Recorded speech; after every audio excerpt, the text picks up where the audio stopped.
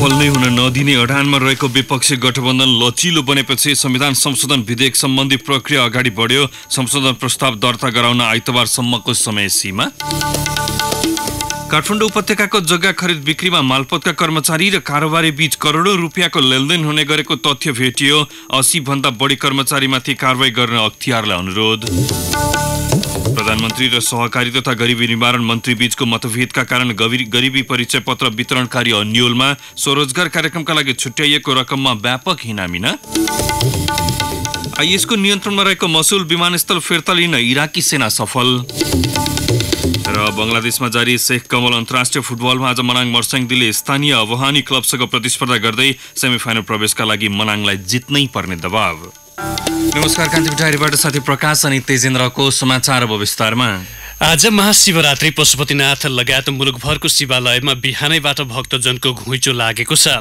पशुपति क्षेत्र विकास कोषले यस वर्ष शिवरात्रिमा पशुपति दर्शन गर्न आउने भक्तजन मन्दिर परिसरमा प्रवेश गरेको आधा घण्टादेखि 45 मिनटसम्ममा दर्शन गर्न पाउने गरी व्यवस्था मिलाएको छ।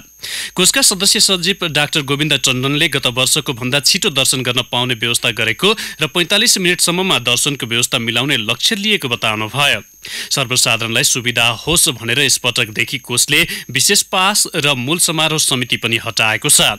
त्यस्तै भक्तजनको सहजताका लागि विशेष फरमाइसी पूजा र 4 प्रहरको फरमाइसी पूजा पनि स्थगित गरिएको कोषले जनाएको छ।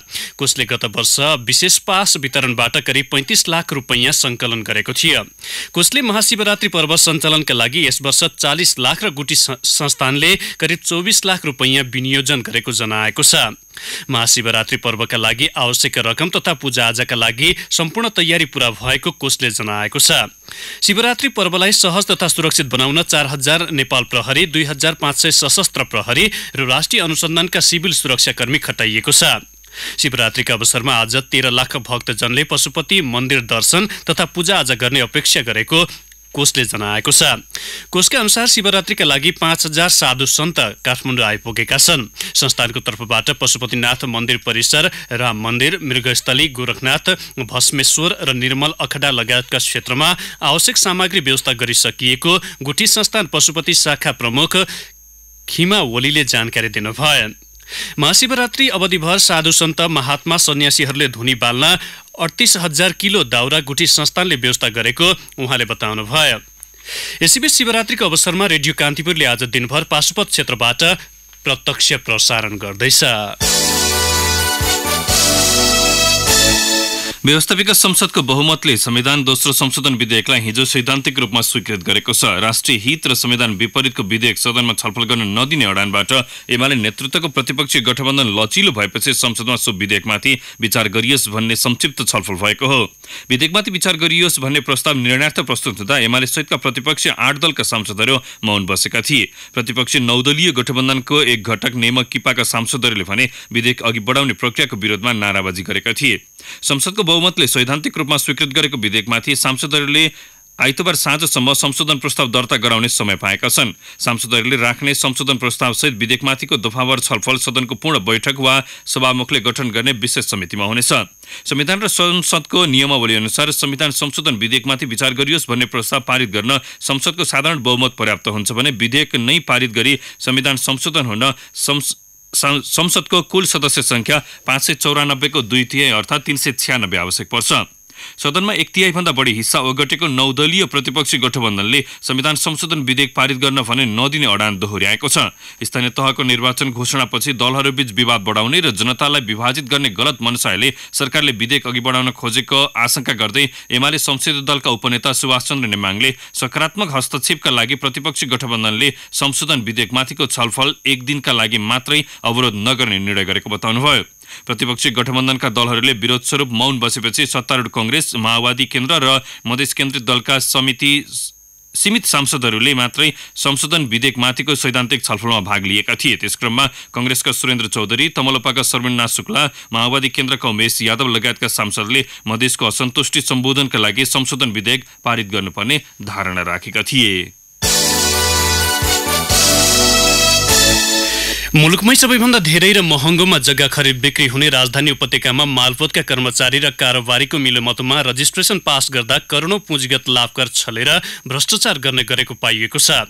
भूमि सुधार मन्त्रालय र विभागको सक्रियतामा 1 महिना यता छानबिन गर्दा उपत्यकाका 6वटा मालपोत कार्यालयबाट जग्गा कम मूल्यमा खरिद बिक्री भएको देखाएर 2.5 करोड रुपैयाँ भन्दा बढी लाभकर छली गरी भ्रष्टाचार गरेको पाइएको हो। उपत्यकाका मालपोत कार्यालयहरूमा लाभकर छली भएको पाइएपछि भूमि सुधार मन्त्रालयले त्यहाँका 80 जना भन्दा बढी कर्मचारीलाई छानबिन गरी मुद्दा चलाउन अख्तियार दुरुपयोग अनुसन्धान आयोगलाई अनुरोध गरेको छ। 6वटा मालपोत कार्यालयमा भएको लाभकर छलीको छानबिन प्रतिवेदन समेत अख्तियारलाई दिएको जानकारी मन्त्रालय स्रोतले दिएको छ।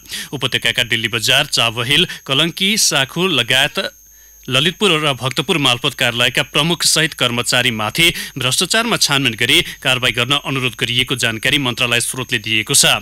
स्रोतका अनुसार ती कर्मचारीले साउनदेखि पौष मसान्तसम्म 274वटा जग्गा किनबेचमा 2.5 करोड रुपैयाँ बराबरको लाभकर छली गरी भ्रष्टाचार गरेको निष्कर्ष सहित विभागका निर्देशक नेतृत्वका 5वटा टोलीले छानबिन गरी प्रतिवेदन मन्त्रालयलाई दिएको छ। मोहीले भोगचलन गरिरहेको गुठी संस्थानको 13 रोपनी जग्गा व्यक्तिको बनाउन खोज्ने क्रममा मालपोत कार्यालय भक्तपुरका 2 कर्मचारी र 1 लेखापढी व्यवसायी घुससहित पक्राउ परेका छन्। नायब सुब्बा ऋषिराम बुढाथोकी, कार्यालय सहायक केशव खत्री र लेखा व्यवसायी विष्णु निहिसितो घुसको रकम सहित समातिएका हुन्। व्यक्तिमा नामसारी गर्न लेनदेन हुँदै गरेको सूचनाका आधारमा गत बुधबार साँझ अख्तियार दुरुपयोग अनुसन्धान आयोगको टोलीले रङ्गेहात उनीहरूलाई पक्राउ गरेको हो। टोलीले बुढाथोकीको साथबाट घुस रकम 3 लाख र स्रोत नखुलेको 1,04,500, खत्रीको साथबाट घुस रकम 1 लाख र स्रोत नखुलेको 29,500 तथा लेखापढीको साथबाट 1 लाख स्रोत नखुलेको रकम बरामद गरेको छ। गरिबी पहिचान भएका 3,95,000 घर परिवारलाई परिचय पत्र वितरण कार्य प्रधानमन्त्री पुष्पकमल दाहाल र सहकारी तथा गरिबी निवारण मन्त्री हृदयराम थानी बीचको मतभेदले अनिश्चित बनेको छ। प्रधानमन्त्रीको अध्यक्षतामा बसेको राष्ट्रिय योजना आयोगको बैठकले 7 दिनभित्र गरिबीको सूची प्रकाशित गरी 2 महिनाभित्र परिचय पत्र वितरण गर्न दिएको निर्देशन मन्त्री थानीले अटेर गर्दै आउनु भएको छ। प्रधानमन्त्रीको निर्देशनमा राष्ट्रिय योजना आयोगले पौष 29मा सहकारी तथा गरिबी निवारण मन्त्रालयलाई लिखित परिपत्र गर्दै 2 महिनाभित्र परिचय पत्र वितरण गरिसक्ने गरी कार्यतालिका पठाएको थियो। भोलिपल्टै सहकारी तथा गरिबी निवारण मन्त्रालयले सामाजिक सुरक्षण सम्बन्धी कार्यक्रम नदिकन परिचय पत्र मात्र वितरण नगर्ने बेहोराको जवाब पठाएको थियो। त्यसयता यस विषयमा प्रधानमन्त्री दाहाल र मन्त्री थानीबीच धेरै पटक विवाद भएको छ। गरिबी निवारण मन्त्री थानीले सामाजिक सुरक्षणका कार्यक्रम नदिकन परिचय पत्र मात्र वितरण गर्नुको कुनै अर्थ नरहेको बताउनु भयो। विभिन्न सूचकाङ्कका आधारमा गरिबी निवारण मन्त्रालय मार्फत रहेको गरिबी घर परिवार सहयोग समन्वय बोर्डले 25 जिल्लाका 12,40,000 गरिब परिवार 1 वर्ष अघि नै पहिचान गरेको थियो। सानो व्यवसाय तथा युवा स्वरोजगार कार्यक्रमका लागि छुट्याइएको 12.5 करोड रुपियाँ हिनामिनाको तथ्य फेला परेको छ। कार्यक्रम हेर्ने अर्थ मन्त्रालयकै कर्मचारीका अनुसार पार्टीका कार्यकर्ता र नेताहरूले रकम दुरुपयोग गरेका हुन्। यो कार्यक्रम सञ्चालनका लागि अर्थ मन्त्रालयले 31 अर्ब रुपियाँ विनियोजन गरेको छ। अहिलेसम्म 1 अर्ब लगानी भइसकेको छ। अर्थ मन्त्रालय स्रोतले भन्यो, मन्त्रीको तोक लागेको भरमा कार्यकर्तालाई रकम वितरण गर्दा दुरुपयोग बढेको हो।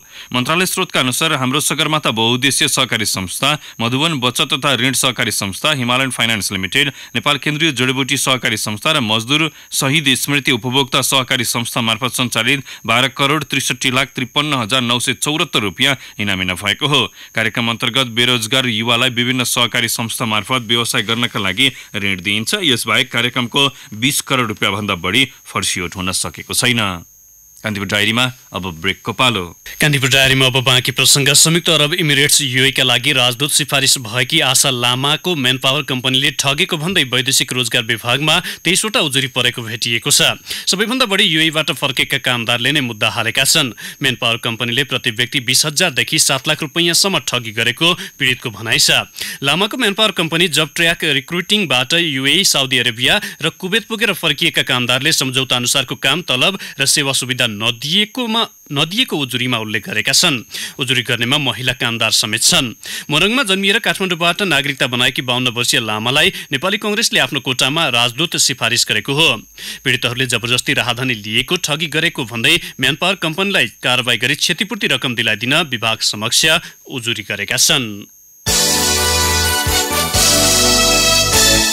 अमेरिका स्थित नेपाली दूतावासका लागि भवन खरिद गर्ने योजना अलपत्र परेको छ। अहिलेको राजदूत निवासमा दूतावास सार्ने र निवासका लागि नयाँ भवन किन्ने योजना भए पनि त्यसबारे टुङ्गो लागिसकेको छैन। यति बेला $3 लाख खर्च गरेर निवास मर्मत गरिँदैछ भने राजदूत अर्जुन कार्की भाडाको घरमा बसिरहनु भएको छ। सरकारले उपलब्ध गराउने रकमका आधारमा मात्र नयाँ निवास किन्ने नकिन्ने टुङ्गो लाग्ने कार्कीले बताउनुभयो। परराष्ट्र मन्त्री प्रकाश शरण महतले दूतावास निवासमा सारेर निवास खरिद गर्दा राम्रो हुने सल्लाह दिएको दूतावासका एक अधिकारीले जानकारी दिए।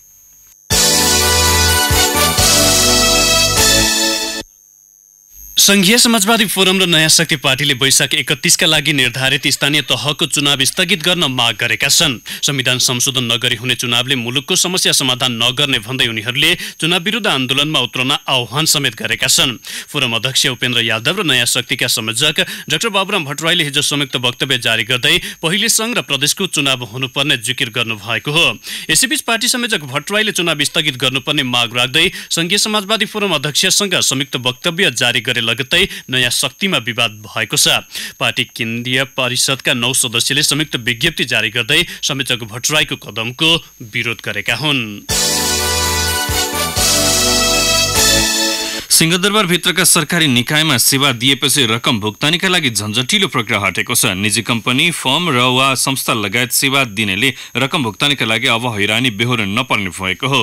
यही हैरानीलाई रकम गर्न सरकारले आगामी साताबाट सोझै बैंक खातामा रकम पठाउने व्यवस्था गर्दैछ। महालेखा नियन्त्रकको कार्यालयका प्रवक्ता केवल भण्डारीका अनुसार यो व्यवस्था लागू गर्न सेवा प्रदायक निजी कम्पनी, फर्म तथा संस्थाहरूलाई खाता नम्बर उपलब्ध गराउन केही दिनअघि सूचना जारी गरिएको थियो। ठेकेदारको लापरवाहीले शहरी विकास तथा भवन निर्माण डिभिजन कार्यालय अन्तर्गतका 3 जिल्लाका सहकारी भवनको निर्माण अलपत्र परेका छन्। सुर्खेत, जाजरकोट र दैलेखका ठेक्का लागेका 32 सरकारी भवनको निर्माण अघि बढ्न सकेको छैन। सुर्खेत जिल्ला कारागार, मध्यपश्चिमाञ्चल क्षेत्रीय वायर हाउस, कटकुवा, छिन्जु स्वास्थ्य चौकीमा भवन अलपत्र परेका छन्। तीमध्ये अधिकांश भवन निर्माणको ठेक्का जीएम कन्स्ट्रक्सन प्रणालीले पाएको छ। विपद व्यवस्थापनका लागि सुरु गरिएको वायर हाउस निर्माण सुरु भएको हो। मध्यपश्चिमका 15वटै जिल्लामा हुन सक्ने प्रकोप तथा विपद व्यवस्थापन गर्न सजिलो होस् भनेर 3 करोड रुपैयाँ लागतमा निर्माण थालिएको थियो, तर त्यसको निर्माण पनि हुन सकेको छैन। वनमन्त्री शंकर भण्डारी कर्मचारी सरुवामा केन्द्रित हुनुभएको छ। मन्त्री भण्डारीले मन्त्रालयको जैविक विविधता तथा वातावरण महाशाखा प्रमुख डाक्टर अखिलेश्वर लाल कर्णलाई वनस्पति विभागको महानिर्देशकमा सरुवा गर्न खोज्नु भएको छ भने वन अनुसन्धान तथा सर्वेक्षण विभागको महानिर्देशकमा डाक्टर दीपक खराललाई ल्याउन खोजिएको छ। कर्णको ठाउँमा मन्त्रालयको उद्यम महाशाखा प्रमुख डाक्टर महेश्वर ढकाललाई लाने तयारी भएको मन्त्रालय स्रोतले बताएको छ। खरालैले राष्ट्रपति चुरे तराई मध्य संरक्षण विकास समितिमा सदस्य सचिव हुनुहुन्छ। विकासका महानिर्देशक प्रकाश माथेमा सचिवमा बढ्नुभयो भएपछि सो पद रिक्त छ। यस्तै वन विभागका उपमहानिर्देशक हेमलाल अर्याललाई चुरेको सदस्य सचिवमा लाने तयारी मन्त्री भण्डारीको छ। कञ्चनपुर आरक्षी विस्थापित र प्रहरी बीच हिजो झडप हुँदा 12 जना घाइते भएका छन्। पूर्व पश्चिम राजमार्गको कलुवापुर सडक खण्ड अवरुद्ध गरेर आन्दोलनमा उत्रेका विस्थापित र प्रहरी बीच दिनभरको झडपले सो क्षेत्र तनावग्रस्त बनेको हो। भिड तितर पार्न प्रहरीले 10 सेल अस्त्र ग्यास प्रहार गरेको थियो। 11 आन्दोलनकारीलाई नियन्त्रणमा लिएको छ। चरणबद्ध रूपमा आन्दोलनमा उत्रिएका विस्थापितले पूर्व पश्चिम राजमार्ग अवरुद्ध पारेपछि प्रहरी र आन्दोलनकारी बीच झडप हुँदा तनाव बढेको हो। बिहानैदेखि ढुङ्गा र लाठीसहित राजमार्गमा भेला भएकाहरूलाई प्रहरीले हटाउन खोज्दा झडप भएको थियो। झडपमा 4 सशस्त्र प्रहरी सहित 9 सुरक्षाकर्मी घाइते भएका छन्। 3 सर्वसाधारणलाई चोट लागेको छ। नेपालमा उत्पादित विभिन्न वस्तुको भारत निर्यातमा एकपछि अर्को समस्या बढ्दै जान थालेपछि सरकारले त्यसलाई समाधान गर्न कूटनीतिक पहल बढाएको छ। यसै क्रममा विश्व व्यापार सम्झौता, द्विपक्षीय व्यापार तथा वाणिज्य सन्धि तथा साफ्टाको प्रावधान विपरीत नेपालमा उत्पादित वस्तुले भारतमा बजार नपाएको तथा निर्यातमा विभिन्न समस्या भोगेको विषयमा नेपालले भारतलाई जानकारी गराएको छ। नेपाली राजदूत दीपकुमार उपाध्यायले भारतका मन्त्रीहरू, प्रधानमन्त्री कार्यालय तथा विभिन्न मन्त्रालयका सचिवहरूसँग यसबारे केही समय यता निरन्तर कुराकानी गरिरहनु भएको छ। विद्यालय सञ्चालन अनुमति प्राप्त गरेको तर लामो समयदेखि सञ्चालनमा नरहेका ललितपुरका झोले विद्यालयहरूको किनबेच बढेको छ। जिल्ला शिक्षा कार्यालय ललितपुरले पहिचान भइसकेका झोले विद्यालय बन्द गर्न नसक्दा किनबेच हुँदै गरेको हो। शिक्षा विभागले 73 वैशाख मसान्तभित्र झोले विद्यालयहरू बन्द गराउन कार्यालयमा पनि परिपत्र गरिसकेको छ, तर कार्यालयले आलटाल गरिरहेको स्रोतको दाबी छ। कान्तिपुर डायरीमा पुनः ब्रेकको पालो। अब आर्थिक प्रसङ्ग। सरकारले 3 महिनाका लागि इन्धन भण्डारण गर्ने प्रक्रिया अघि बढाएपछि छिमेकी मुलुकले सहयोग गर्ने चासो देखाएका छन्। आपूर्ति मन्त्रालयका अनुसार प्राविधिकसँगै भण्डारण बढाउन सहयोग गर्न चासो उनीहरूले देखाएका हुन्। पूर्व प्रधानमन्त्री केपी ओली र चीन सरकार बीच भएको भेटवार्ताका क्रममा ललितपुर, धागदिङ र तनहुँमा पूर्वाधार निर्माण गर्दा चीनले सहयोग गर्ने सम्झौता भएको थियो। सोही सम्झौताका अनुसार चीन सरकारले पटक पटक पत्राचार गरेको छ। भारतीय आयल निगम आईओसीले पूर्वाधार निर्माणमा सहयोग गर्ने उल्लेख गरेको छ। आपूर्ति सचिव प्रेम कुमार राईले भन्नुभयो, उनीहरूले प्राविधिकसँगै भण्डारण बनाउन समावेश गर्न आग्रह गरेका छन्। आईओसीले चाहिने प्राविधिक र लाग्ने लागतमा निजी साझेदारी मार्फत सहयोग गर्न पनि तयार रहेको उल्लेख गरेको छ। ट्याङ्कर क्षेत्र केन्द्रीय समन्वय समिति र नेपाल पेट्रोलियम ढुवानी व्यवसायी महासंघले आन्दोलन स्थगित गर्ने सहमति गरेका छन्। आयल निगम व्यवस्थापनसँग हिजो भएको वार्ताका क्रममा ती दुवै संस्थाले 1 महिनाका लागि आन्दोलन स्थगित गर्न सहमति जनाएका हुन्। निगमले हालै कार्यान्वयनमा ल्याएको ढुवानी विनियमावली 2073 प्रतिकूल भएको भन्दै ती दुई संस्थाले आन्दोलन गर्दै आएका थिए। आन्दोलनका कारण एक दिन इन्धनको आपूर्ति नहुँदा करिब 1 साता बजारमा इन्धनको अभाव सृजना भएको थियो। निगमका वितरण विभागका प्रमुख सीताराम पोखरेलले शिवरात्रिको बिदाको दिन समेत इन्धनको सहज रूपमा वितरण हुने जानकारी गराउनुभयो। एकभन्दा बढी वित्तीय विवरण पेश गरी बैंक तथा वित्तीय संस्थाबाट ऋण लिएका ऋणीले बैंकिङ कसुर अन्तर्गत कारबाही भोग्नुपर्ने भएको छ। संसदको पूर्ण सदनबाट केही महिना अघि मात्र पारित बैंकिङ कसुर सम्बन्धी ऐन 2064 सो व्यवस्था छ। सोही व्यवस्थाका आधारमा गत मंगलबार मौद्रिक नीतिको अर्धवार्षिक समीक्षा मार्फत ऋणीले एकभन्दा बढी वित्तीय विवरण पेश गरेको पाइएमा त्यसलाई खराब कर्जाका रूपमा वर्गीकरण गरी 100% नोक्सानी व्यवस्था गर्न राष्ट्र बैंकले बैंक तथा वित्तीय संस्थालाई निर्देशन दिएको हो। अब एउटा अन्तर्राष्ट्रिय प्रसङ्ग। इराकी सेनाले पुनः मसुल विमानस्थललाई आफ्नो नियन्त्रणमा लिएको छ। 4 घण्टाको आक्रमणपछि अतिवादी इस्लामिक स्टेट आईएस लडाकुको अधीनमा रहेको सो विमानस्थल सेनाले आफ्नो नियन्त्रणमा लिएको हो। आईएसले आफू भागुन्जेलसम्म भित्री इलाकाबाट विमानतर्फ मोटार आक्रमण गरेका थिए। पूर्वी मसुल सरकारी सेनाले गत महिना आफ्नो नियन्त्रणमा लिएको थियो। आईएस लडाकुहरूले मसुल विमानस्थल क्षतविक्षत बनाएका छन्, तर बीबीसीका मध्यपूर्व संवाददाताका अनुसार विमानस्थलमा काम गर्न सक्ने अवस्थामा रहेको छ। अब खेल प्रसङ्ग। स्वदेशमा लगातार 3 उपाधि जितेर बङ्गलादेश पुगेको मनाङ मर्सङ्दी क्लबको शेख कमल अन्तर्राष्ट्रिय कपको सेमिफाइनल प्रवेश गर्ने सम्भावना कठिन मोडमा पुगेको छ। उसले समोच्चरणको अन्तिम खेलमा आज डिफेन्डिङ च्याम्पियन चित्तागोङ अबोहानीसँग खेल्दैछ। नकआउट पुग्नका लागि त्यसमा मनाङलाई जित्नै पर्ने दबाव छ। चित्तागोङ अबोहानी शेख कमल कपको सह-आयोजक पनि हो। 4 अङ्कसहित शीर्षमा रहेको उसलाई समूह बी मा सबैभन्दा बलियो टिममा मानिएको छ। त्यसैले चित्तागोङकै स्थित मोहम्मद अदिज रङ्गशालामा उसलाई हराएर अघि बढ्न मनाङलाई त्यति सजिलो भने छैन। पहिलो खेलमा मोहम्मडनमाथि 2-0 को जित पाएको मनाङ अफगानी टिमसँग भने 3-1 गोल अन्तरले पराजित हुन पुगेको थियो। अब मौसम सम्बन्धी जानकारी। काठमाडौँ उपत्यका सहित मुलुकका अधिकांश स्थानमा आज मौसम सफा रहने जल तथा मौसम पूर्वानुमान महाशाखाले जनाएको छ। पहाडी क्षेत्रमा सामान्य वर्षा समेत हुन सक्ने महाशाखाको अनुमान छ। केही बेर अघि 8 डिग्री सेल्सियस मापन गरिएको काठमाडौँ उपत्यकाको अधिकतम तापक्रम आज 22 डिग्रीसम्म पुग्नेछ। सूर्योदय बिहान 6:34 भयो भने सूर्यास्त भरे साँझ 6:01 हुनेछ। हवस् त कान्तिपुर डायरी अहिलेलाई यही सकिन्छ। अर्को बुलेटिन अहिले 8 बजे हुनेछ। प्रकाश अनि तेजेन्द्र बिदा हुन्छौँ। नमस्कार।